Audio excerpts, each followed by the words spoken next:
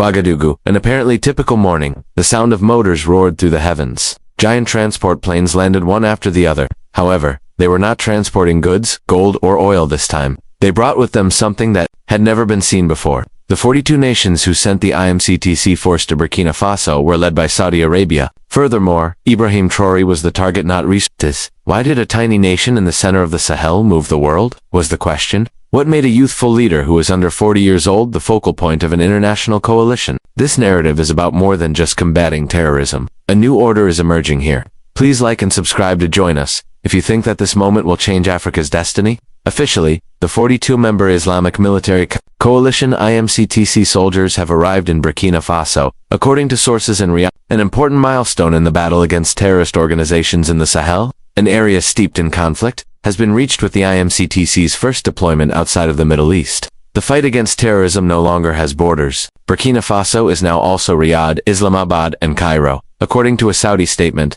those words instantly went throughout the world, indicating that influence had spread well beyond the Gulf. However, there is more to the anti-terrorism fracas than meets the eye. Africa is becoming the core of this shift in the balance of power in the world. The tranquility of Ouagadougou has diminished. The cacophony of jet engines now shakes the sky, which was once filled with the sound of birds and the Sahelian wind. One after another, massive transport planes carrying the Saudi flag touched down on the runway, their iron bodies shining in the intense sunlight. There was an incredible scene as hundreds of soldiers emerged from the cabins, armed with armor, weapons, and the flags of Egypt, Nigeria, Pakistan, and the Arab world. To safeguard one man, Ibrahim Traoré, 42 nations gathered on a small plot of ground beneath one sky. This was a first for the world. A military bloc headed by Saudi Arabia that carries the political, religious, and military weight of 42 nations centered in Burkina Faso, not the UN, NATO, or the African Union. International reporters jostled at the airport, asking each other, what is going on here? Why is the Sahel the center? In order to record every face, badge, and fluttering flag, cameras pan rapidly. Those expressions conveyed astonishment, doubt, and even terror. Why Burkina Faso became a buffer zone between the great powers, since it was solely depicted in world news as an impoverished country that had been overrun by terrorists. Burkina Faso, however, is no longer a peripheral region. It is turning into the focal point of a fresh international conflict. The crucial query is, why did Saudi Arabia select Burkina Faso? Why was it that Traoré, a leader under 40, was able to get 42 nations to support him? His audacious decision to break with the West holds the key to the solution. He defied Paris. When they commanded, he remained mute but unwavering when Washington threatened. He looked for other allies once the European Union imposed sanctions. According to Traoré, Burkina Faso was now a player on someone else's chessboard rather than a pawn, and Riyadh's path was made possible by that resolve. Saudi Arabia recognized that an emerging Africa required allies that respected its independence and did not impose demands.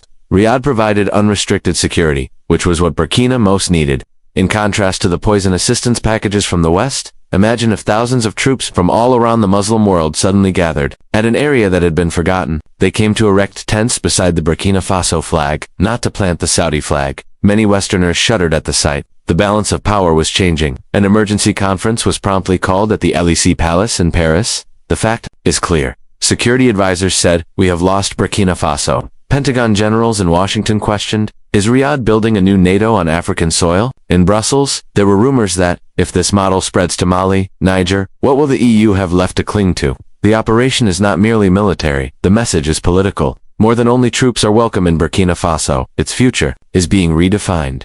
Sovereignty must be connected to security. By entering the Sahel, 42 nations have demonstrated that they are willing to listen to Traoré's statement, we do not need protection, we need cooperation. If you think that Traoré's bravery in standing up to the former ruling powers should serve as a warning to Africa, leave a comment with your ideas. The spirit will be echoed by your speech. Think more deeply though. For what reason did Traoré risk so much? Because he was aware that if we kept going in the same direction, history would never alter. France pledged assistance, but it came with a debt penalty. Although the US promised training, it was conditional on control. Security, as guaranteed by the EU, was contingent on political circumstances. Africa is accustomed to receiving gifts that unite the continent. Burkina Faso has now taken a different course, locating a companion who is prepared to arrive without the chains. However, that does not negate the risks. Saudi Arabia undoubtedly has interests, but this is a meeting of needs and respect rather than an imposition. Burkina youngsters were standing by the side of the road, waving as the IMCTC armored vehicles moved through the capital.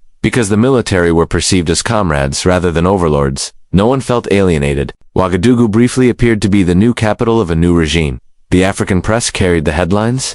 No longer is the Sahel isolated, it is no longer just Burkina Faso. The story then developed for more than just Burkina Faso. It established the groundwork for a new Africa, an Africa that had the courage to stand together, to choose, to decline. What would other nations say if Burkina Faso, a small, resource-poor nation under terrorist attack, ventured to choose that course? Would countries like Mali, Niger, Chad, or perhaps Nigeria do the same? The globe shook at that query. Africa will no longer be dependent, and the balance of the world will shift. Many experts referred to the day Saudi Arabia sent troops to Burkina Faso as a strategic turning point. However, it was something deeper for the Burkina people. Evidence that Traoré wasn't by himself. It was also a message to the world. According to Traoré himself, Burkina Faso was on her feet, and it refused to fall this time. A drama of extraordinary proportions took place in the center of Ouagadougou Central Square. 42 nations sent thousands of soldiers in orderly lines, from Nigerian troops scarred by Boko Haram fighting 2 Saudi soldiers in desert armor, from Pakistani units that had taken on Al-Qaeda directly to Egyptian officers who had battled in the Sinai Desert. However, Burkina Faso's red, green, and gold flag was the only one flying in the middle of the plaza. No other flag was obscuring that one. Every force from Islamabad to Riyadh, its shadow extended from Darfur to Khartoum. And history trembled a little at that moment. Once seen of as a peripheral nation, Burkina Faso is now the focus of attention, and everyone is bowing down to it. International observers questioned why 42 nations chose to stand behind the Burkina Faso flag rather than the Saudi Arabian flag, which is the flag of the IMCTC's dominating force. The response was obvious. There was no protection in this. It was an equal partnership. Saudi Arabia saw that if it raised its flag, it would be a new version of what the West had done in the Sahel: troops for dependence, aid for control. However, that changed this time. The conditions were specified by Traoré himself. Mercenaries are not what Burkina Faso desires. Only companions are accepted in Burkina Faso. Riyadh then gave a nod. It was a turning point that reshaped the connection based on respect rather than force. Nobody actually disputed Riyadh's interests. In the Muslim world, they had to demonstrate their leadership position on a worldwide scale. They sought to demonstrate to the West that we are the cornerstone of the war on terrorism. They sought to increase their power in the neglected continent of Africa. However, something was different. Along with his weapons, Riyadh also carried a gentle message: respect. While economic restrictions were frequently connected to NATO deployments, the IMCTC arrived with a straightforward statement: our role is to assist, not to dictate. After decades of deceit, the Burkina people finally felt they were no longer prey, and that made a terrible difference. Here, the soft power of trust collided with the hard power of guns. Additionally, the intersection of the two produced a new form of power that was no longer under the control of the West. Africa used to be referred to as a power vacuum. Great countries used it as a backyard to test military concepts, provide aid, or just plunder resources. However, that idea is completely upended by the picture of 42 nations soldiers standing under the Burkina Faso flag. Africa isn't a blank canvas anymore. Africa is now used as a guide. The Ouagadougou incident marked the start of a new principle rather than merely a display of force. Anybody who wants to be in Africa must fly the African flag. The West shuddered because that was unprecedented. Former military leaders were concerned by Burkina Faso's ability to draw 42 nations, and the press in Paris unanimously questioned, is this the end of French influence in the Sahel? Would Niger, Chad, and Mali follow? Within a few years, 60 years of French influence could be destroyed by a cascade of events. The Pentagon was unable to conceal its nervousness in Washington. What does it imply? According to a leaked private report, that IMCTC is becoming a shadow NATO, but this time the US is not in control. It indicates that the US no longer has a monopoly, and that the balance of power in the world is changing. Share this video with your friends if you think that the Burkina Faso flag flying over 42 countries is more than simply a picture. It's a statement for all of Africa, because the spirit of freedom is multiplied by these little acts. Ibrahim Traoré emerged in the middle of the square. No expensive escort, no bulky armor. He talked calmly, stood up, and gazed straight ahead. No one is required to give Burkina Faso its independence.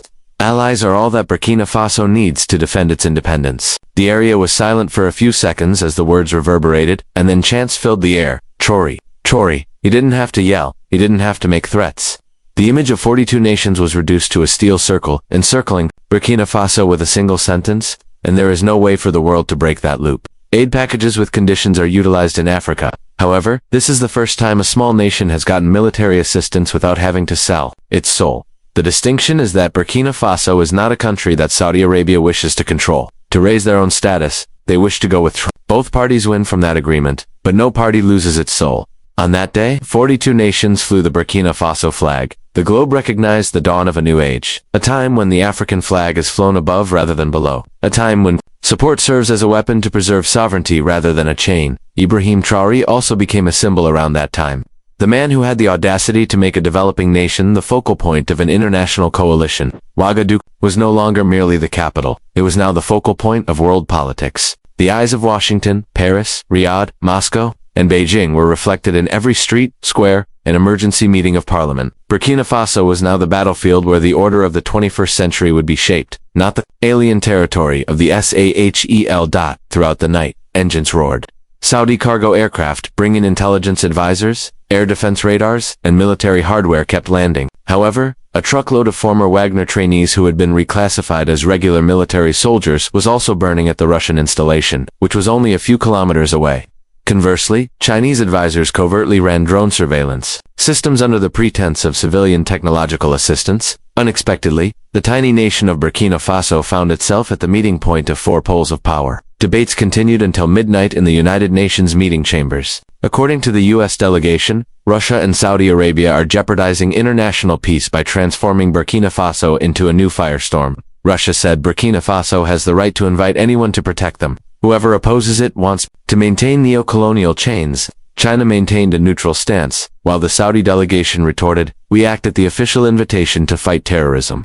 It is the West that abandoned the Sahel, leaving a void for chaos. All we do is respect sovereignty, offer technology, and invest in infrastructure. The person in question fears losing their own interests. The planet was boiling over. However, Ibrahim Traoré, the well-known brown hatman, stayed silent but determined in the middle of all of that attention. The advisors to the president were split. For financial, military, and Arab support, one side called for deeper ties with Saudi Arabia. The other cautioned that Burkina would lose its revolutionary identity and become a soft tool in Wahhabism's hands if it became too close to Riyadh. Only Moscow has the audacity to openly challenge the West, according to the pro-Russian camp. They remind Traoré that NATO would destroy Burkina in a day if it didn't have the Russian shield. Others, however, are concerned that Russia is not primarily interested in Ouagadougou's future, but rather is merely seeking a foothold in Africa to oppose Ukraine. With its vast financial resources, China presents a promise.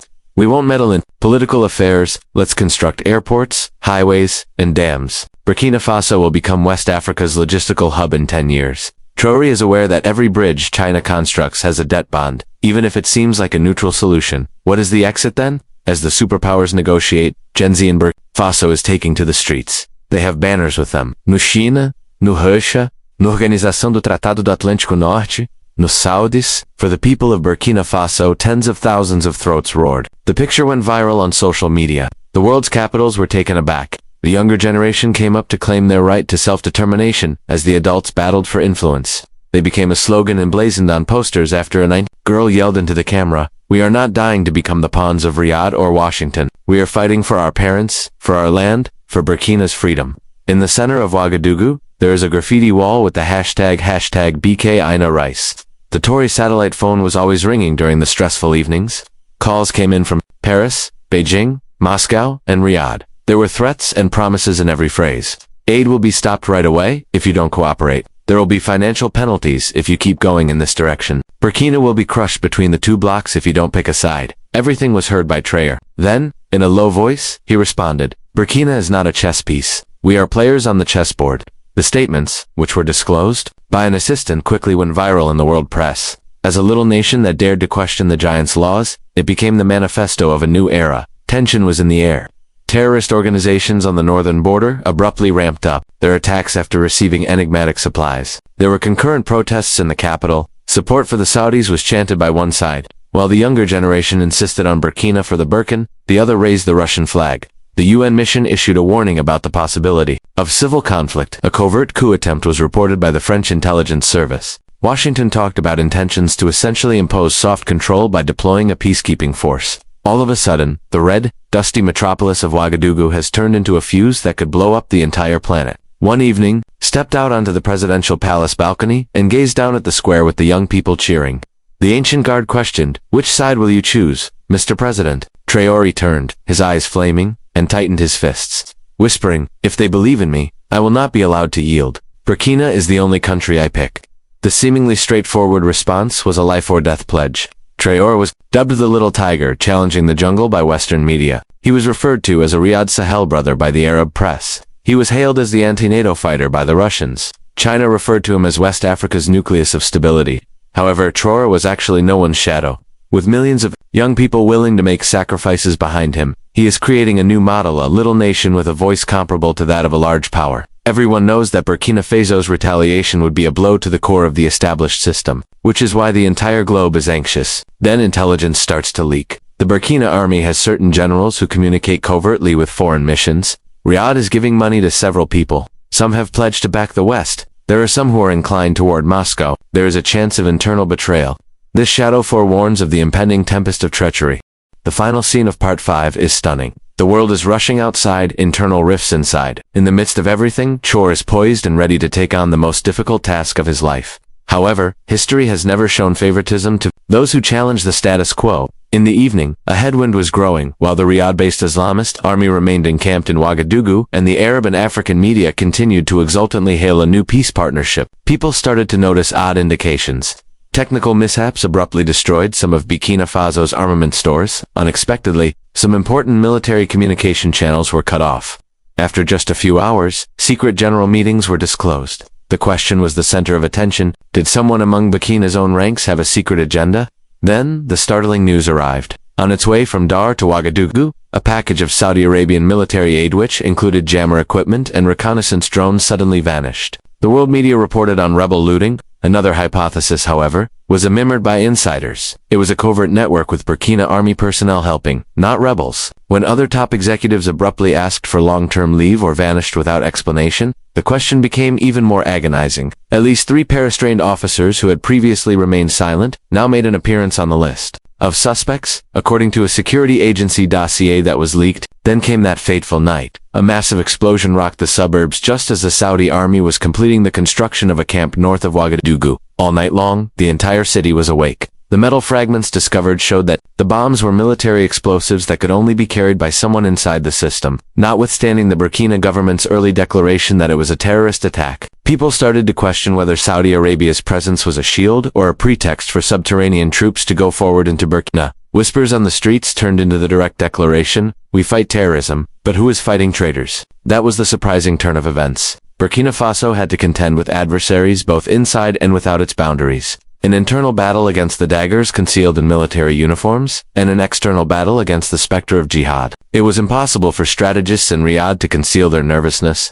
The entire Saudi soft power expansion strategy in Africa would be dissolved if Burkina Faso broke apart from within. The question is increasingly more serious for the Burkina people. Is an alliance being exchanged for independence? Are they inadvertently allowing wolves to enter their house? A watershed in history has been exposed. From this point on, the narrative shifts from Saudi Arabia aiding Burkina Faso to a brutal chess match. Who is the true spirit of this nation, people or unidentified forces? Ouagadougou has grown beyond its humble beginnings as a Sahelian city. Every face is still marked by the memories of those sweltering days and nights after the 42-nation army withdrew. The world is shocked by the superpowers' continued hesitation, which the inhabitants of Burkina Faso have seen at every turn. The history of humanity converges on this land. And Ibrahim Traoré delivered a startling message in the voices of thousands of youth. Peace is not something we ask for. We construct it with faith, blood, and knowledge. Justice is not something we wait for. Justice is something we write for ourselves. These are not just Burkina Faso words. Nigeria, Ghana, Congo,